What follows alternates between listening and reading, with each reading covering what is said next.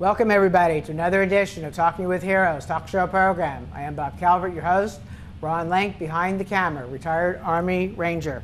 We're still here in Camp Ramadi, and we're here with the 2nd Advise and Assist Brigade, 82nd Airborne Division, Public Affairs Division. We'd like to introduce you to some of the people that work here in this office. If you could start out introducing yourself, your name, where you're from, and how long you served. I'm Sergeant Kissta Feldner. I'm from Caldwell, Ohio, and I've been in almost 3 years now. Go ahead. I am PFC Chaney. I'm from Federal Way, Washington, and I've been in about 1.5 years now.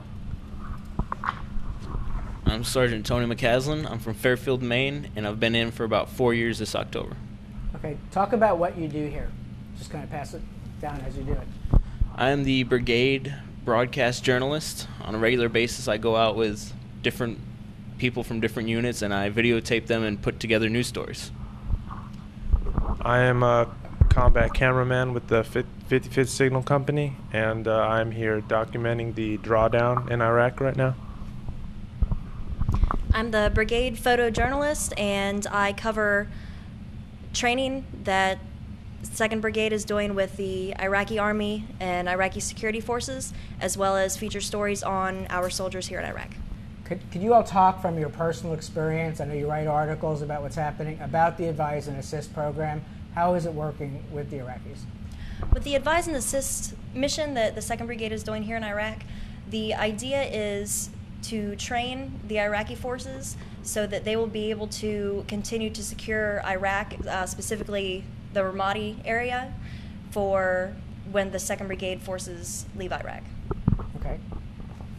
Go ahead.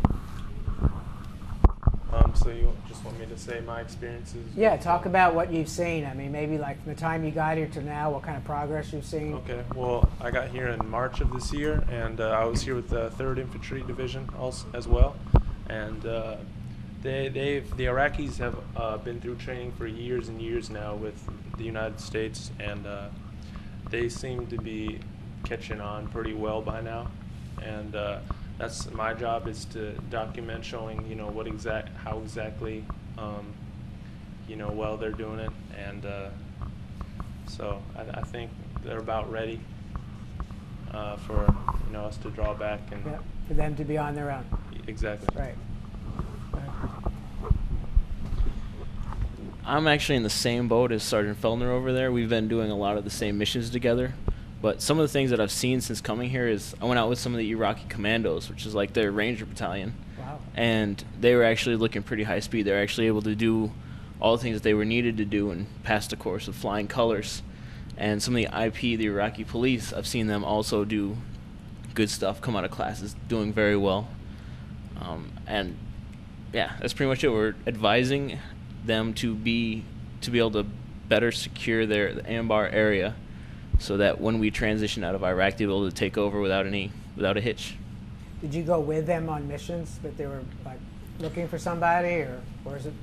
Since our brigade is now the Advise and Assist as opposed to the actual go out and do patrols, we've actually been more focusing on the classes they've been teaching or different stuff that they've been doing together and stuff where we're observing their progress as opposed to actually going out on missions with them. Great. Okay. Why don't you talk about care packages? If you get them, what it means to you. So since we've got here, I've gotten 1 care package and 2 letters. I actually just got my 2nd letter today, and they're always pretty nice. My 1 care package was for my mom, and it had all kinds of healthy food in it, which is just perfect because I'm trying to get in shape while I'm here. And it also had just a couple toys, ping pong balls, stuff like that. All right, so care packages, I've gotten about 3 or 4 for my family, and it's always nice to get care packages. It reminds you of home, and yeah, I would like to say thank you, and we appreciate it over here. It means a lot. So that's it. Go ahead. I actually received a couple care packages today. Right before the interview, I ran over real quick so I could pick them up before the mailroom closed today. So should we show your slippers? Yeah, I got saw slippers. them. That was I saw a them. special request from my mom. So I said Okay. I need something to remind me of home, and I'm an old woman at heart, so I like me some slippers. But so yeah, I got a couple care packages today, and it's just snacks, but also playing cards and a Scrabble board and stuff like that. Just things to, for the little downtime that we have, something to kind of keep us all interested in, something that the group of us can use together. Also, there's I can't remember the name of the group now, but some of the packages have been from friends and family, but a friend of mine who just got out of the service a couple years ago, his mother is actually a part of a women's church group who sends stuff to soldiers who are deployed, and so I really appreciate that, because I've never met her in my life, but she's sending me, and her friends are sending stuff to me and other people great. who are deployed, so that's really nice. And of course, you get too much, you share, right? Exactly. Exactly. Okay. Is there anything you'd like to say to the American people? Because you're all going to be here. We have a lot of soldiers still going to be here to the end of the year. Hopefully, then they go home, right? But they're going to be here. You're going to be here. What would you say to people to continue to support you? Well, we're not here doing the same kind of stuff that we were, a few years ago, like when we first got here. So the mission has changed a lot, and I think that that's for the best, because that shows that the Iraqi forces are able to do the job themselves, and with the training that they've gotten from the U.S. forces, they're better equipped to do what they need to do here and secure their home. And I think it's important that people in the U.S. continue to support the soldiers who are here, who are completing the mission, bringing everything to a close, and continue to support the Iraqi forces who are, stepping it up and doing things on their own now. Great. Well said. I would just like to say, just keep supporting. It's almost over as far as we're concerned, and we're leaving the Iraqi people, the best shot they got to, hold on. So that's it.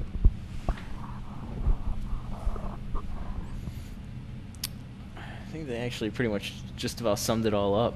Okay. Would you like to give a shout out to family and friends back home? Go ahead and look in the camera. Sure. Hi, Mom and Pete, my mom and my stepdad in Fairfield, Maine, and my sister and her new husband, Jeremy, and my dad in New Orleans. Hi, miss you all. Love you. Okay, go ahead. Yeah, I would like to say hi to my mom and two brothers in Federal Way, Washington, and my dad in Seattle, Washington.